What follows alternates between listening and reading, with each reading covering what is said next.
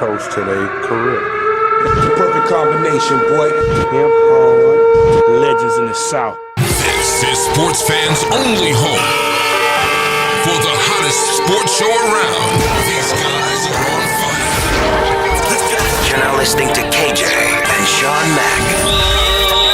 Now let's talk some damn sports.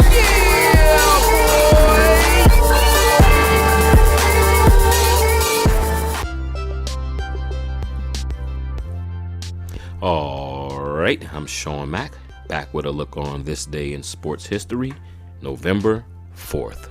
In 1951, the New York Giants and the New York Yankees scored back-to-back touchdowns on their kickoff returns.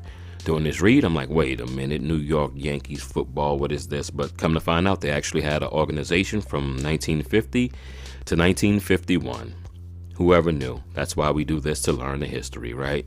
But I digress, and I move on. In 1953, a new baseball bulk rule was implemented, giving the batter an option of accepting the outcome of the pitch or take the bulk. And I see why it doesn't even exist anymore. They got rid of it in 2 years because it was a pretty horrible rule, if you ask me. Kind of gimmicky, so don't try that again, baseball. Moving forward, in 1959, Cubs shortstop Ernie Banks wins his second consecutive NL MVP. Shouts out to Ernie Banks. Did a lot for the culture, and we love you. Moving on. In 1973, the New Orleans Saints' first shutout took place, beating the Buffalo Bills 13-0. That's 1973 Saints, so I'm pretty sure, I'm willing to bet the house that was their only win of that season. We were horrible back then. Yeah, disgusting. Moving on. In 1975, Baltimore Oriole Jim Palmer wins his second Cy Young Award. Is it me, or it seems like history's forgetting about Jim Palmer? Seen him a lot when I was young on TV during the games, and he still was relevant, but it seemed like baseball fans don't even mention him anymore. I could be wrong, but who knows? Moving on. In 1976, the first mass market free agent re-entry draft happened. Reggie Jackson, Joe Rudy, Gullett, Tennants, Fingers, Bellers, Greenwich, and McCovey became available. It seemed like I was reading some secret CIA information right there, right? It's pretty funny. Only reason I really did this read because of all of the famous names in there. Bunch of Hall of Famers, and I liked it. Moving on. In 1987, the NBA announces 4 new franchises: Charlotte, Miami in 1988, and Minneapolis and Orlando in 1989. I remember that. A lot of these kids don't even remember when they didn't have those teams in the NBA, and that shows my age. Moving on. In 1989, the first NBA game at Orlando Arena was played.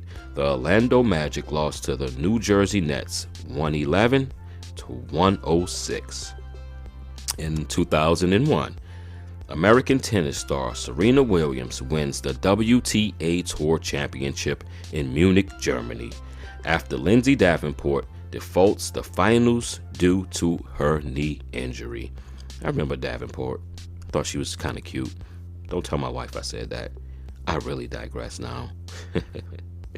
And finally, in 2009, at the Baseball World Series, the New York Yankees beat the Philadelphia Phillies 7-3 in Game 6 at Yankee Stadium to win the Bronx Bombers' 27th title. Outfielder Hideki Matsui was named MVP of the series. If anyone knows Shawn Mack, you know I can't stand the Yankees. I don't like using hate, but I hate them. Hate. But the reason I did this read and left it the last one, because that was the last championship they won. That was 2009, and we're sitting in what year is it? 2021. 2020 took its toll on me. Forgive me for not knowing what year it was. So Yankees, I hope you never win another world championship ever again. Awesome sauce. And as always, before I get on out of here, I would like to wish a happy birthday to Des Bryant. He turned 33 today. And happy birthday to Vince Wilfork. He turns 40 today. So to Des, I really think you still should be playing in the league. I guess you did lose a step and no one actually really wants to mess with you anymore. But you made enough money and you had a great career. And to me, you were at your peak, you were one of the best receivers of all time. So happy birthday, bro. And to Vince Wilfork, he turned 40 today. I thought you were older, but for some reason, I imagine you eating a big turkey leg on your birthday. Don't know why, it just seems fitting to me. You had a good run with New England, got them championships, you were a major part of it, and I have to say, even though I didn't like the New England Patriots, I always like you because you seem like a very colorful character and someone I would love to hang around and eat turkey legs. So, happy birthday, gentlemen. Happy birthday to Des Bryant, and happy birthday to Vince Wilfork. All right, I've been Shawn Mack, back with a look on this day in sports history, November 4th, and this is Sports Fans On.